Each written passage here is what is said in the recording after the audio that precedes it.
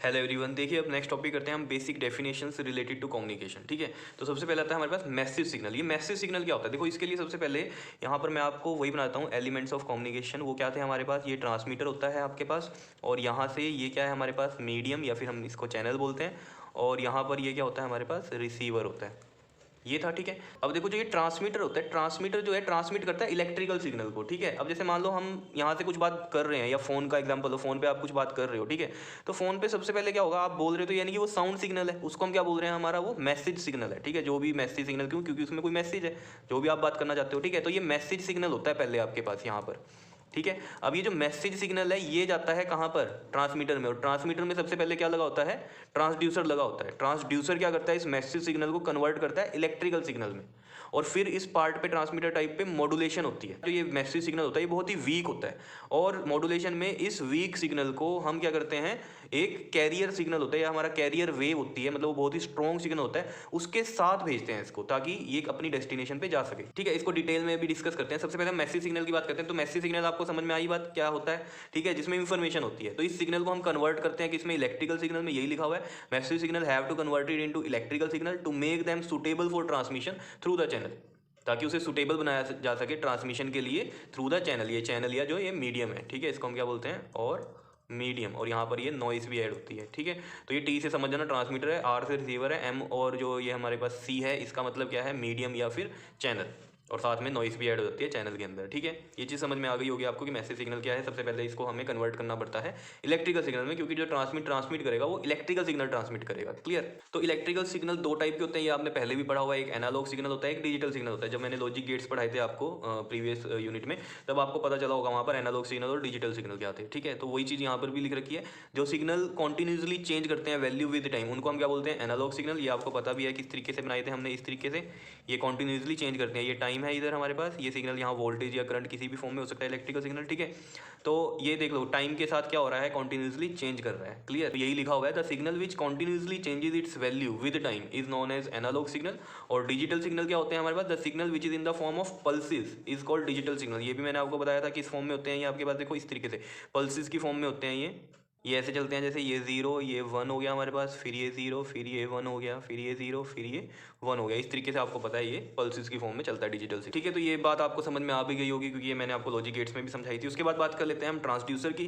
Transducer अभी जैसे मैंने डिस्कस किया था, ट्रांसड्यूसर क्या करता है? कन्वर्ट करता है one form of energy to another form. जैसे एग्जाम्पल में हमारे पास हो गया माइक्रोफोन। माइक्रोफोन क्या करता है? कन्वर्ट करता है साउंड सिग्नल को इलेक्ट्रिकल सिग्नल। जैसे हम फोन पे बात करें तो उसमें एक माइक होता है, ठीक है ना, माइक्रोफोन जिसको हम बोलते हैं। फिर आपने नॉर्मल माइक के बारे में सुना ही है, देखे भी हैं कि माइक में बोल रहे हो और वो आवाज़ जो है वो तेज़ होकर आ रही है। तो वो माइक क्या कर रहा है? सिर्फ आपका जो साउंड सिग्नल जो आप बोल रहे हो उसको कन्वर्ट कर रहा है किसमें? इलेक्ट्रिकल में। आगे फिर वो वायर के थ्रू कहाँ पर लगी हुई है? स्पीकर में लगी हुई है। स्पीकर उसमें क्या कर रहा है? फिर उसको दोबारा से चेंज कर इलेक्ट्रिकल सिग्नल को साउंड सिग्नल में। समझ पा रहे हो ये बात? ठीक है, तो मेन बात आपको ये समझनी है कि यहाँ पर ट्रांसड्यूसर जो है वो क्या है? माइक्रोफोन है, जो कि कन्वर्ट कर रहा है साउंड सिग्नल को इलेक्ट्रिकल सिग्नल में। ऐसे ही जैसे आपका फोटो डिटेक्टर है, फोटो डिटेक्टर भी एक ट्रांसड्यूसर ही है, जो कि क्या करता है? लाइट एनर्जी को कन्वर्ट करता है इलेक्ट्रिकल एनर्जी में। लेकिन यहाँ माइक्रोफोन वाला ट्रांसड्यूसर यूज होगा, क्यों? क्योंकि ये कम्युनिकेशन के पार्ट है हमारे पास। ठीक है ना, तो ट्रांसड्यूसर में यही लिखा हुआ है, it is a device which convert one form of energy into another form. और एग्जांपल हमारे पास क्या हो गया इसका? Microphone which converts sound signal, या फिर हम इसको बोलते हैं स्पीच सिग्नल भी बोलते हैं साउंड सिग्नल को। ठीक है, तो sound signal into electrical signal में कन्वर्ट करता है ट्रांसड्यूसर। ठीक है, नेक्स्ट जो है अटेनुएशन। अटेनुएशन क्या होता है? The loss in strength of signal during the propagation. देखो, जब यहाँ से ट्रांसमीटर साइड से ये प्रोपेगेट हो जाता है, तो प्रोपेगेट करते हुए सिग्नल की जो स्ट्रेंथ है वो कम हो जाती है। समझ रहे हो? ये होता है अटेनुएशन इन द सिग्नल। ठीक है, तो यही लिखा हुआ है, the loss in strength of the signal during propagation. Loss in strength, समझ रहे हो? स्ट्रेंथ में लॉस हो जाता है सिग्नल के जब वो प्रोपेगेट करता है, तो उसे हम क्या बोलते हैं? अटेनुएशन, यानी कि अटेनुएट हो गया सिग्नल, सिग्नल की स्ट्रेंथ कम हो गई है। स्ट्रेंथ कम हो गया मतलब वो वीक हो। जैसे आप कहीं जर्नी पे गए हो तो थोड़े टाइम बाद जर्नी में क्या हो जाता है? आप वीक नहीं महसूस करते हो। तो ऐसे ही सिग्नल भी जब वो प्रोपेगेट कर रहा है तो थोड़े टाइम बाद या थोड़े डिस्टेंस जितनी भी उसकी स्ट्रेंथ है वहां तक जाएगा, उसके बाद स्ट्रेंथ क्या होगी? कम हुई होगी। समझ? जैसे ह्यूमंस में भी एग्जांपल ले सकते हो, किसी की बॉडी स्ट्रॉन्ग है, किसी की थोड़ी वीक, उसके अकॉर्डिंग वो जर्नी में आप महसूस करते हो वीकनेस। समझ रहे हो? तो एम्पलीफिकेशन क्या है फिर? एम्पलीफिकेशन क्या है? It is the process of increasing the strength of the transmitted signal. तो फिर उनको एम्पलीफाई किया जाता है, सिग्नल की स्ट्रेंथ कम हो गई है मतलब अटेनुएट हो गया है, तो फिर क्या होगा? एम्पलीफिकेशन की जाएगी ताकि उस सिग्नल की स्ट्रेंथ को इंक्रीज किया जा सके। समझ पा रहे हो ये बात? ठीक है।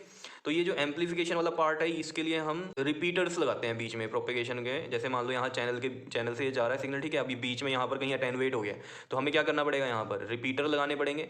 रिपीटर क्या करते हैं? रिसीव करेंगे सिग्नल को, फिर उसे एम्पलीफाई करेंगे और फिर दोबारा ट्रांसमिट कर देंगे। मतलब रिपीटर्स के बाद रिसीवर भी है और ट्रांसमीटर भी है। रिसीव करके एम्पलीफाई करेंगे उसे सिग्नल को, यानी कि उसकी सिग्नल की स्ट्रेंथ को बढ़ा देंगे और फिर दोबारा से क्या करेंगे? उसे ट्रांसमिट कर देंगे, तो फिर वो प्रोपेगेट होने लग जाएगा दोबारा। समझ पा रहे हो ये बातों को? उसके बाद देखो नेक्स्ट क्या है हमारे पास? रेंज। रेंज क्या होता है? It is the largest distance between the source and destination. जैसे मान लो मैंने कहा आपको कि ये ट्रांसमीटर है और ये रिसीवर है, ठीक है, और ये जो सिग्नल हमने भेजा है रिसीवर साइड पे, रिसीवर कितनी दूरी पे लगाया हमने? 5 किलोमीटर की दूरी पे लगाया मान लो, ठीक है। तो ये जो ट्रांसमीटर है और ये रिसीवर है, ये रिसीवर हमने वहीं पर लगाया जहाँ तक ये जा सकता है, ठीक है। तो ये रेंज हमें पता है कि कितनी रेंज है, 5 किलोमीटर की रेंज है जहाँ पर ये जा सकता है। कोई सिग्नल ऐसा होगा जो कि 10 किलोमीटर तक जा सकता होगा, समझ रहे हो? तो रेंज हमें पता होनी चाहिए कि ये लार्जेस्ट डिस्टेंस होता है सोर्स एंड डेस्टिनेशन के बीच में, ठीक है। तो ये देखो यही लिखा हुआ है, it is the largest distance between the source and destination up to which the signal is received with sufficient strength. Sufficient strength में जैसे मान लो हमें पता है कि ये ट्रांसमीटर है और यहाँ से जो सिग्नल हमने भेजा है ये 5 किलोमीटर तक बेस्ट रहेगा, उसके बाद ये वीक हो जाएगा। तो यहाँ पर हम क्या करेंगे? अगर हमें मान लो इसे 10 किलोमीटर तक भेजना है तो ऑब्वियस सी बात है यहाँ पर क्या लगेगा? रिपीटर लगेगा जो कि इसे रिसीव करेगा, एम्पलीफाई करेगा और फिर आगे भेजेगा। या फिर मान लो हमारी डेस्टिनेशन ही यही है तो फिर रिपीटर्स की ज़रूरत ही नहीं है। समझ रहे हो बात को? तो ये जो रेंज है ये है क्या आपके पास? Largest distance between the source and destination. समझ रहे हो?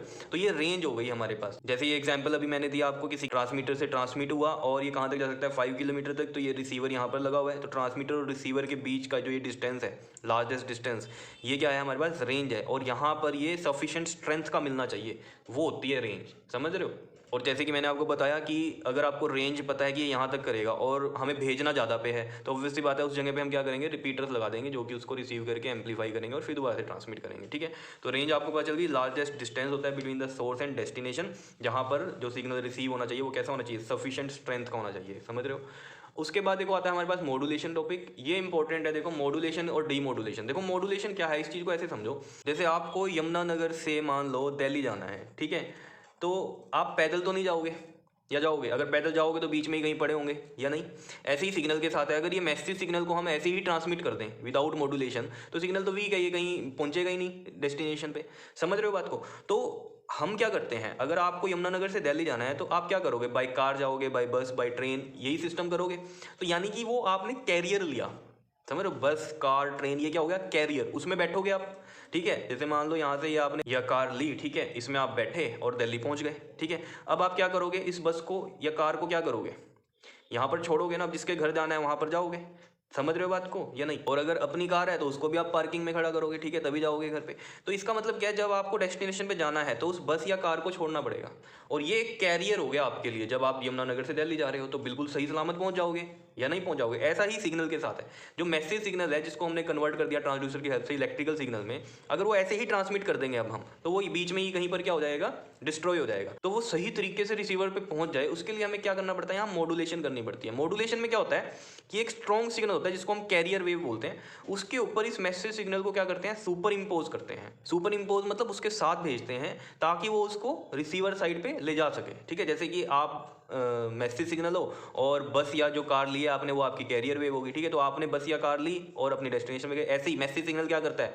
यहाँ से कैरियर वेव को लेगा साथ में और अपनी रिसीवर साइड पे जाएगा। ये होती है मॉड्यूलेशन, ताकि सिग्नल जो हो बीच में डिस्ट्रॉय ना हो। यही है मतलब। देखो, the process of super imposing the message signal over the carrier wave is called modulation. अब कैरियर को आप ऐसे समझ सकते हो, ये करियर नहीं है, ठीक है, ये कैरियर है। कैरियर जैसे आपने ट्रक्स वगैरह पे लिखा होगा कैरियर गुड्स, या गुड्स कैरियर, मतलब क्या सामान ले जाने वाले कैरियर है वो, ठीक है। तो कैरियर मतलब क्या होता है? जिस पर आप कुछ चीज़ रख कर लेके जाते हो। जैसे बहुत अच्छे से आप समझ सकते हो, साइकिल, साइकिल के पीछे कैरियर लगा होता है ना।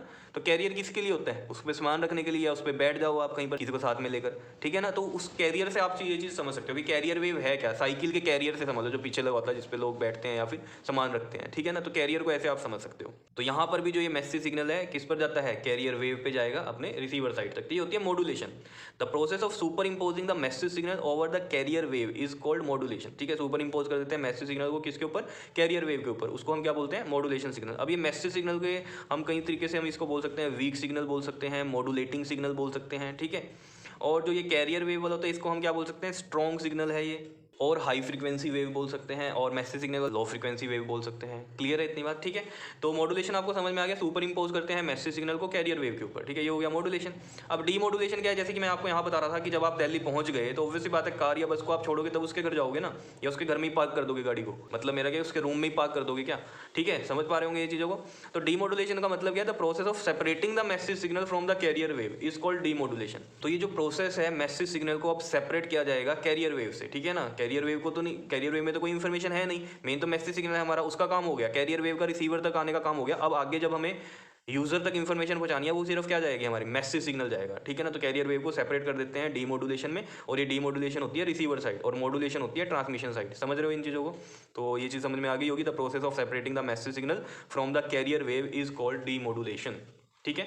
अब ये रिपीटर क्या है, रिपीटर के बारे में मैंने अभी बताया भी आपको कि जो डिवाइस होता है which receives the signal and amplify it and then transmit it. जैसे मैंने यहाँ पर एग्जांपल दिया था आपको, जैसे मान लो आपको क्या करना है, यहाँ से ट्रांसमिट कर रहे हो आप सिग्नल को और यहाँ पर ये रिसीव करना है, ठीक है, और ये 10 किलोमीटर का डिस्टेंस है, लेकिन जो सिग्नल की स्ट्रेंथ है वो सिर्फ 5 किलोमीटर तक ही है जाने की। तो 5 किलोमीटर के डिस्टेंस पे आप क्या करोगे, अब यहाँ पर रिपीटर लगाओगे।